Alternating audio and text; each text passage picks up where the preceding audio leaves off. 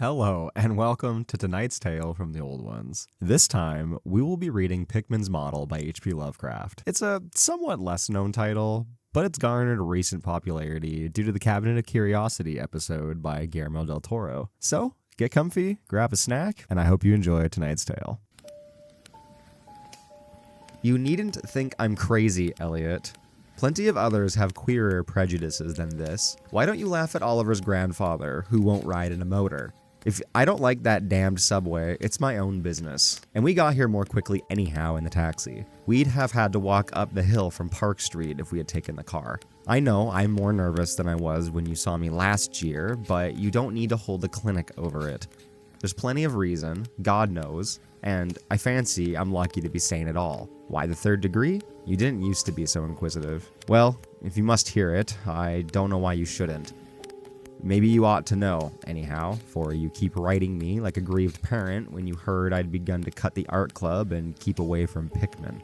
Now that he's disappeared, I go round to the club once in a while, but my nerves aren't what they were. Now, I don't know what's become of Pickman, and I don't like to guess. You might have surmised I had some inside information when I had dropped him, and that's why I don't want to think where he's gone. Let the police find what they can. It won't be much, judging from the fact that they don't know yet of the old North End place he hired under the name of Peters. I'm not sure that I could find it again myself. Not that I'd ever try, even in broad daylight. Yes, I do know, or I am afraid I know, why he maintained it. I'm coming to that, and I think you'll understand before I'm through why I don't tell the police. They would ask me to guide them, but I can't go back there even if I knew the way. There was something there. And now, I can't use the subway, and you may as well have your laugh at this too, go down into cellars anymore. I should think you'd have known I didn't drop Pickman for the same silly reasons that old fussy woman like Dr. Reed or Joe Minot or Roseworth did. Morbid art doesn't shock me, and when a man has the genius Pickman had, I felt it an honor to know him, no matter what direction his work takes. Boston never had a greater painter than Richard Upton Pickman. I said it at first, and I say it still. I never swerved an inch, either, when he showed me that ghoul feeding. That, you remember, was when Minot cut him. You know, it takes profound art and profound insight into nature to turn out stuff like Pickman's. Any magazine cover hack can splash paint around Wiley and call it a nightmare or a witch's Sabbath or portrait of the devil, but only a great painter can make such a great thing really scare or ring true. That's because only a real artist knows the actual anatomy of the terrible or the physiology of fear, the exact sort of lines and proportions that connect up with latent instincts or hereditary memories of fright, and the proper color contrasts and lighting effects to stir the dormant sense of strangeness. I don't have to tell you why a facsimile really brings a shiver, while a cheap ghost story frontispiece merely makes us laugh. There's something those fellows catch, beyond life, that they're able to make us catch for a second. Dore had it, Simi has it, Angarola of Chicago has it, and Pickman had it, as no man ever had it before, or, I hope to heaven, will ever have it again. Don't ask me what it is they see, in ordinary art. There's all the difference in the world between the vital, breathing things drawn from nature or models, and the artificial truck that commercial small fry reel off in a bare studio by rule. Well, I should say that the really weird artist has a kind of vision which makes models, or summons up what amounts of actual scenes from the spectral world he lives in. Anyhow, he manages to turn out results that differ from the pretender's mince-pie dreams in just about the same way that the life painter's results differ from the concoctions of a correspondence school cartoonist. If I had ever seen what Pickman saw, but no, here, let's have a drink before we go any deeper. Gad, I wouldn't be alive if I had ever seen what that man, if he was a man, saw. You recall that Pickman's forte was faces. I don't believe anybody since Goya could put so much of sheer hell into a set of features or a twist of expression. And before Goya, you have to go back to the medieval chaps who did the gargoyles and the chimeras on Notre Dame and Mont Saint Michel. They believed all sorts of things, and maybe they saw all sorts of things too. For the Middle Ages had some curious phases. I remember you're asking Pickman once yourself, the year before you went away, wherever in thunder he got the ideas and visions. Wasn't that a nasty laugh he gave you? It was partly because of that laugh that Reed dropped him. Reed, had just taken up comparative pathology and was full of pompous inside stuff that the biological or evolutionary significance of this or that mental or physical symptom. He said Pickman repelled him more and more every day and almost frightened him toward the last. That fellow's features and expression were slowly developing in a way he didn't like, in a way that wasn't human. He had a lot of talk about diet and said Pickman must be abnormal and eccentric to the last degree. I suppose you told Reed, if you and he had any correspondence over it, that he'd let Pickman's paintings get on his nerves or harrow up on his imagination. I know, I told him that myself then, but keep in mind that I didn't drop Pickman for anything like this. On the contrary, my admiration for him kept growing, for that ghoul feeding was a tremendous achievement. As you know, the club wouldn't exhibit it, and the Museum of Fine Arts wouldn't accept it as a gift. I can add that nobody would buy it, so Pickman had it right in his house till he went. Now, his father has it in Salem. Pickman comes out of Old Salem stock and had a witch ancestor hanged in 1692. I got into the habit of calling on Pickman quite often, especially after I began making notes for a monograph on weird art. Probably it was his work which put the idea into my head, and anyhow, I found him of a mine of data and suggestions when I came to develop it. He showed me all the paintings and drawings he had about, including some pen and ink sketches that would, I verily believe, have gotten him kicked out of the club if many of the members had seen them. Before long, I was pretty nearly a devotee and would listen for hours like a schoolboy to art theories and philosophic speculations wild enough to qualify him for the Danvers Asylum. My hero worship, coupled with the fact that people generally were commencing to have less and less to do with him, made him very confidential with me, and one evening, he hinted that if I were fairly close-mouthed and none too squeamish, he might show me something rather unusual, something a bit stronger than anything he had in the house. He said, there are things that won't do for Newberry Street, things that are out of place here, and that can't be conceived here anyhow. It's my business to catch the overtones of the soul, and you won't find those in any parvus set of artificial streets on made land. Back Bay isn't Boston. It isn't anything yet, because it has no time to pick up memories and attract local spirits. If there are any ghosts here, they are the tame ghosts of a salt marsh and a shallow cove, and I want human ghosts. The ghosts of being highly organized enough to have looked on hell and known the meaning of what they saw. The place for an artist is to live in the North End. If any acetate were sincere, he'd have put up with the slums for the sake of the mass traditions. God, man, do you even realize places like that weren't merely made, but actually grew? Generation after generation lived and felt and died there. And in days when people weren't afraid to live and feel and die, do you know there was a mill on Copp's Hill in 1632? And that half the present streets were laid out by 1650. I can show you houses that have stood 2 centuries and a half more. Houses that have witnessed what would make a modern house crumble into powder. What do moderns know of life and the forces behind it? You call the Salem witchcraft a delusion, but I'll wager my 4 times great-grandmother could have told you things. They hanged her on Gallows Hill, with Cotton Mather looking sanctimoniously on. Mather, damn him, was afraid somebody might succeed in kicking free of this accursed cage of monotony. I wish someone had laid a spell on him or sucked his blood in the middle of the night. I can show you a house he lived in, and I can show you another one he was afraid to enter in spite of all his fine, bold talk. He knew things he didn't dare put into stupid Magnalia or that puerile wonders of the invisible world. Look here. Do you know the whole North End once had a set of tunnels that kept certain people in touch with each other's houses, and the burying ground, and the sea? Let them prosecute and persecute above ground.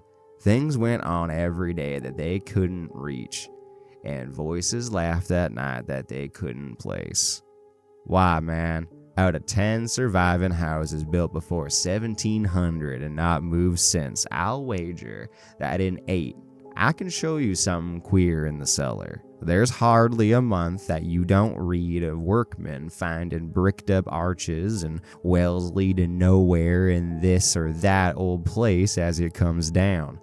You could see one near Henchman Street from the elevated last year. There were witches, and there were spells summoned, pirates and what they brought in from the sea, smugglers, privateers. And I tell you, people knew how to live and how to enlarge the bounds of life in that old time. This wasn't the only world of a bold and wise man could know. And to think of today, in contrast, with such a pale pink brains that even a club of supposed artists get shudders and convulsions if a picture goes beyond the feelings of a Beacon Street tea table. The only saving grace of the present is that there's too damn stupid to question the past very closely. What do maps and records and guidebooks really tell of the North End? Bah, at a guess, I'll guarantee to lead you to 30 or 40 alleys and networks of alleys north of Prince Street that aren't suspected by 10 living beings outside of the foreigners that swarm there. And what do those daggos know of their meaning? No. Thurber, those ancient places, are dreaming gorgeously and overflowing with wonder and terror and escapes from the commonplace.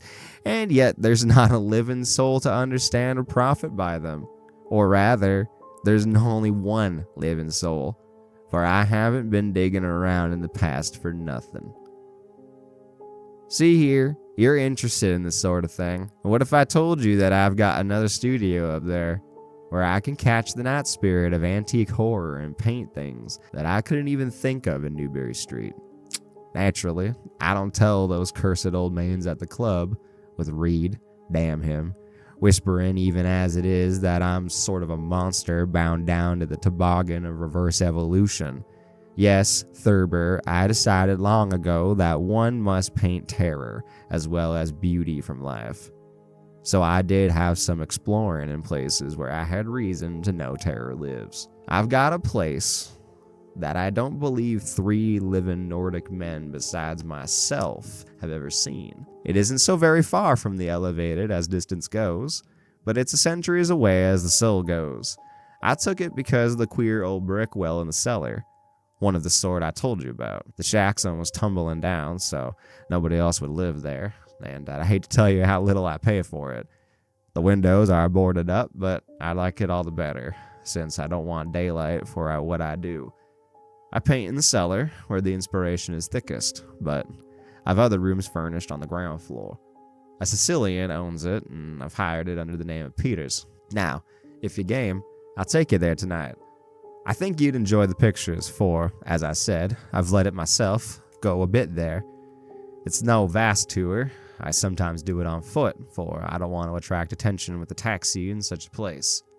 We can take the shuttle at the South Station at Battery Street, and after that, the walk isn't much.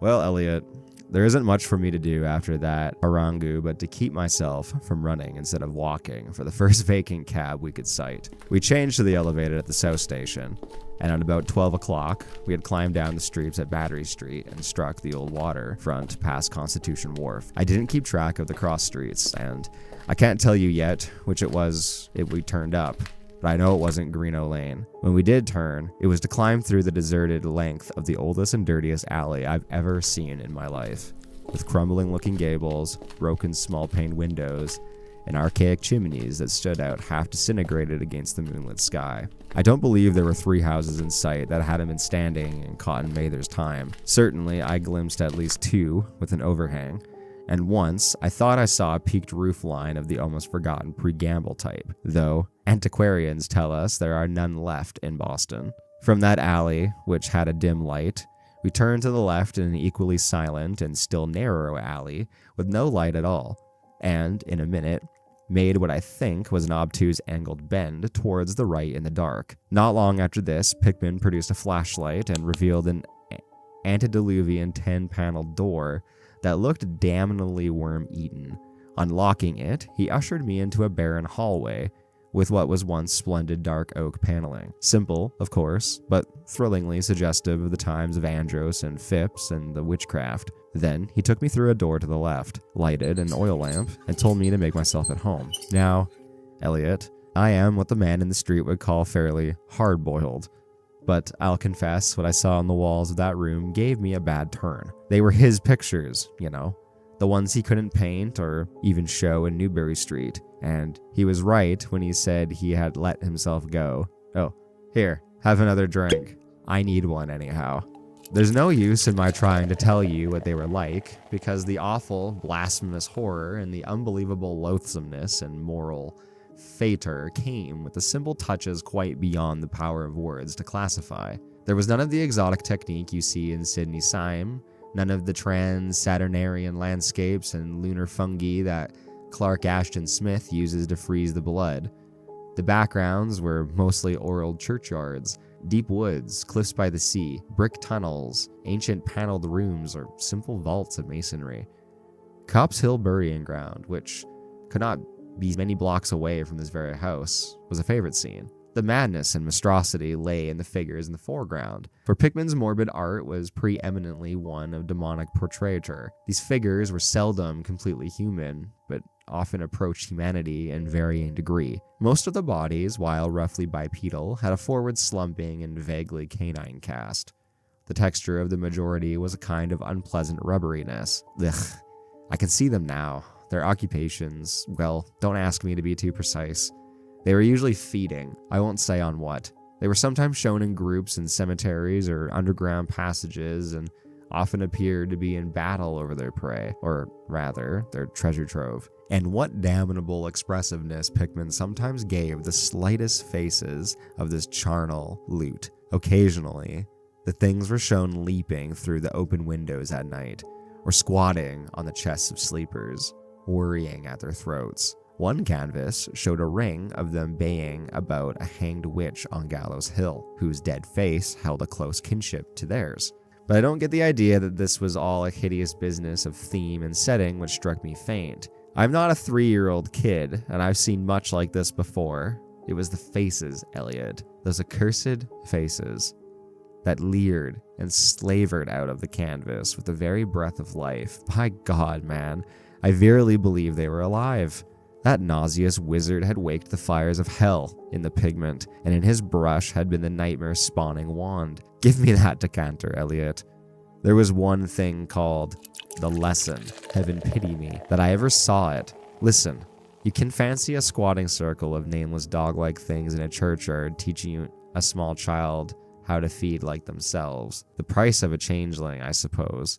You know, the old myth about the weird people leave their spawn in cradles in exchange for the human babes they steal. Pickman was showing what happens to those stolen babes. How they grow up and then begin to see a hideous relationship in the faces of the human and non-human figures. He was, in all his gradations of morbidity between the frankly non-human and degradedly human, establishing a sardonic linkage and evolution. The dog things were developed from mortals, and no sooner had I wondered what he made of their own young, as left with mankind in the form of changelings, then my eye caught a picture embodying that very thought. It was of that of an ancient Puritan interior, an heavily beamed room with lattice windows, a settle, clumsy 17th century furniture, and a family sitting about while the father read from the scriptures. Every face but one showed nobility and reverence, but that one reflected the mockery of the pit. It was that of a young man in years, and no doubt belonged to a supposed son of that pious father, but in essence it was the kin of the unclean ones. It was their changeling, and in spirit of supreme irony, Pickman had given the features of a very perceptible resemblance of his own. By this time, Pickman had lighted a lamp in an adjoining room and was politely holding the door open for me, asking me if I would care to see his modern studies. I hadn't been able to give him much of my own opinions. I was too speechless with fright and loathing, but I think he fully understood and felt highly complimented. And now, I want to assure you again, Elliot, that I'm no mollycoddle to scream at anything which shows a bit of departure from the usual. I'm middle-aged and decently sophisticated, and I guess you saw enough of me in France to know I'm not easily knocked out. Remember, too, that I just about recovered my wind and gotten used to those frightful pictures which turned colonial New England into a kind of annex of hell. Well, in spite of all this, the next room forced a real scream out of me, and I had to clutch the doorway to keep from keeling over. The other chamber had shown a pack of ghouls and witches overrunning the world of our forefathers, but this one brought the horror right into our daily life. God, how that man could paint. There was a study about subway accident in which a flock of the vile things were clambering up from some unknown catacomb through a crack in the floor of the Boylston Street subway, attacking a crowd of people on the platform. Another showed a dance on Copp's Hill among the tombs with the background of today. Then there were any number of cellar views, with monsters creeping in through the holes and rifts in the masonry and grinning as they squatted behind barrels or furnaces and waited for their first victim to descend the stairs. One disgusting canvas seemed to depict a vast cross-section of Beacon Hill, with ant-like armies of the mephitic monsters squeezing themselves through burrows that honeycombed the ground. Dances in the modern cemeteries were freely pictured, and another conception somehow shocked me more than all the rest. A scene in an unknown vault where scores of beasts crowded about one who held a well-known Boston guidebook and was evidently reading aloud. All were pointing to a certain passage, and every face seemed so distorted with epileptic and reverberant laughter that I almost thought I had heard the fiendish echoes. The title of the picture was Holmes, Lowell, and Longfellow Lie Buried in Mount Auburn. As I gradually steadied myself and got readjusted to the second room of deviltry and morbidity, I began to analyze some of the points in my sickening loathing. In the first place, I said to myself, these things repelled because of the utter inhumanity and callous cruelty they showed in Pickman. The fellow must be a relentless enemy of all mankind to take such glee in the torture of brain and flesh and the degradation of the mortal tenement. In the second place, they terrified because of their very greatness. Their art was the art that conceived. Their art was the art that convinced. When we saw the pictures, we saw the demons themselves and were afraid of them. The queer part was that Pickman got none of his power from the use of selectiveness or bizarre. Nothing was blurred, distorted, or conventionalized. Outlines were sharp and lifelike, and details were almost painfully defined. And the faces. It was not any mere artist's interpretation that we saw. It was pandemonium itself, crystal clear and stark objectivity. That was it, by heaven. The man was not a fantastiste or a romanticist at all. He did not even try to give us the churning prismatic ephemera of dreams, but coldly and sardonically reflected some stable, mechanistic, and well-established horror world which he saw fully, brilliantly, squarely, and unfalteringly. God knows what that world could have been, or where he ever glimpsed the blasphemous shapes that lopped and trotted and crawled through it. But whatever the baffling source of his images, one thing was plain. Pickman was in every sense, in conception and in execution, a thorough, painstaking, and almost scientific realist. My host was now leading the way down the cellar to his actual studio, and I braced myself for some hellish efforts among the unfinished canvases. As we reached the bottom of the damp stairs, he turned his flashlight to the corner of the large open space at hand, revealing the circular brick curb of what was evidently a great well in the earthen floor. We walked nearer. I saw it must have been 5 feet across, with walls a good foot thick and some 6 inches above the ground. Solid work of the 17th century, or I was much mistaken. That, Pickman said, was the kind of thing he had been talking about, an aperture of the network of tunnels that had been used to undermine the hill. I noticed idly that it did not seem to be bricked up, and that a heavy disc of wood formed the apparent cover. Thinking of the things this well must have been connected with if Pickman's wild hints had not been more rhetoric, I shivered slightly, then turned to follow him up a step and through a narrow door into a room of fair size, provided with a wooden floor and furnished as a studio. An acetylene gas outfit gave the light necessary for work. The unfinished pictures on easels or propped against walls were as ghastly as the unfinished ones upstairs, and showed the painstaking methods of the artist. Scenes were blacked out with extreme care. Penciled guidelines told of the minute exactitude with Pickman used in getting the right perspective and proportions. The man was great. I say it even now, knowing as much as I do. A large camera on the table excited my notice, and Pickman told me that he used it in taking scenes for backgrounds, so that he might paint them from photographs in the studio instead of carting his outfit around the town for this and that view. He thought a photograph quite as good an actual scene or model for sustained work, and declared he employed them regularly. Then there was something disturbing about the nauseous sketches and half-finished monstrosities that leered around from every side of the room, and when Pickman suddenly unveiled a huge canvas on the side wall from the light, I could not for my life keep back a loud scream. The second I had admitted that night. It echoed and echoed through the dim vaultings of that ancient and nitrous cellar. I had to choke back a flood of reaction that threatened to burst out as hysterical laughter. Merciful creator, Elliot. But I do not know how much was real and how much was feverish fancy. It doesn't seem to me that Earth can hold a dream like that. It was a colossal and nameless blasphemy with glaring red eyes, and it held in bony claws a thing that had to have been a man, gnawing at the head as a child nibbles at a stick of candy. Its position was a kind of crouch.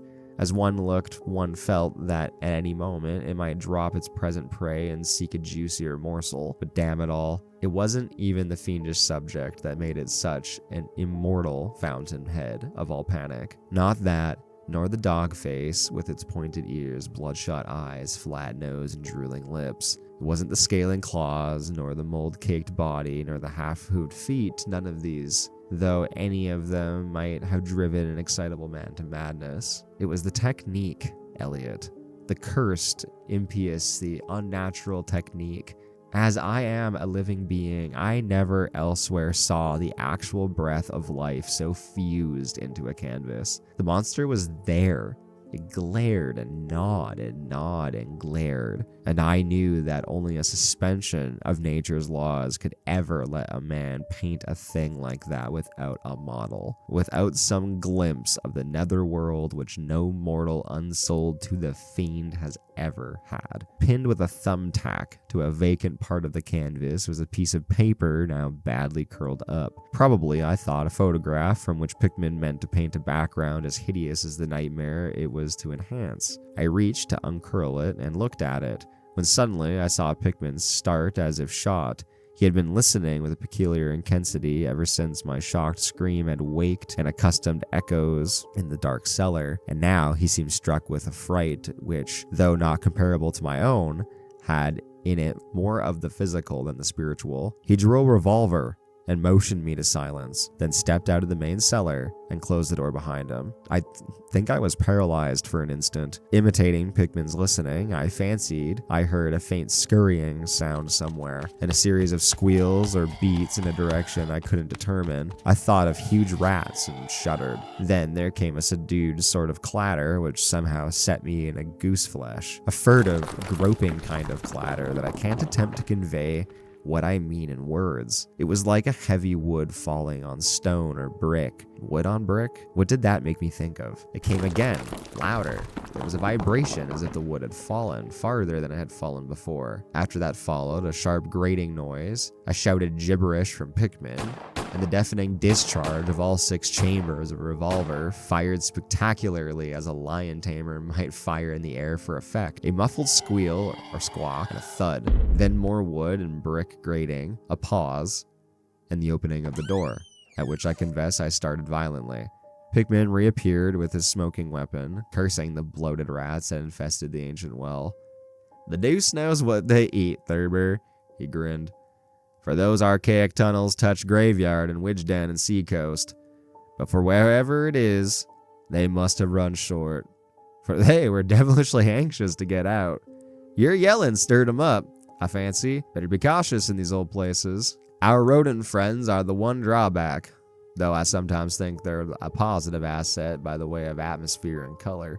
Well, Elliot, that was the end of the night's adventure. Pickman had promised to show me the place, and heaven knows he'd done it. He led me out of that tangle of alleys in another direction, it seems. For when we sighted a lamppost, we were in a half-familiar street with monotonous rows of mingled tenement blocks and old houses. Charter Street, it turned out to be.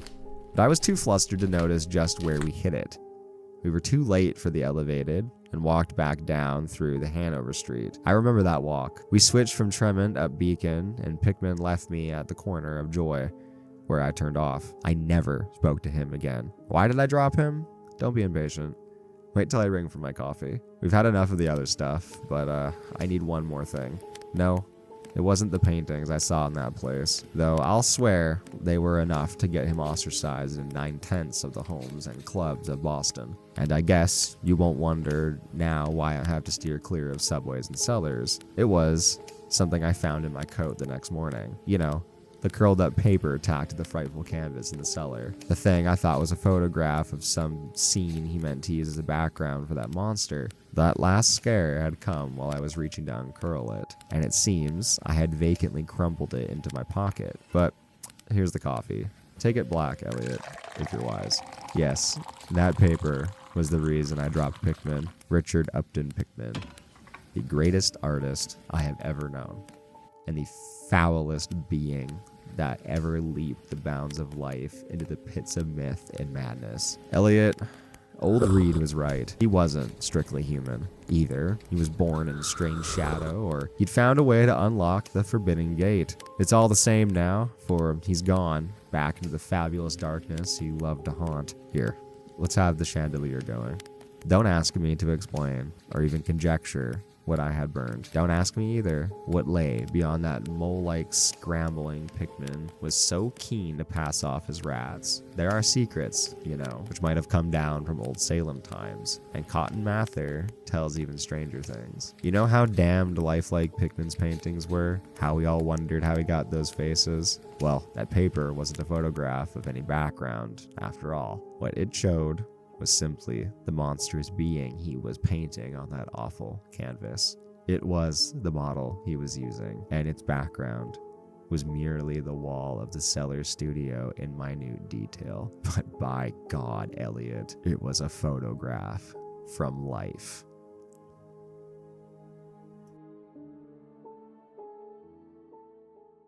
Thank you so much for listening to tonight's story. If you enjoyed, leave a like on the video as it helps it get into the algorithm. And if you want to see more from me and hear more from me, then please hit that subscribe button. Thank you again, and until the next tale, I'm your host, the voice of the old ones. Take care, everyone, and good night.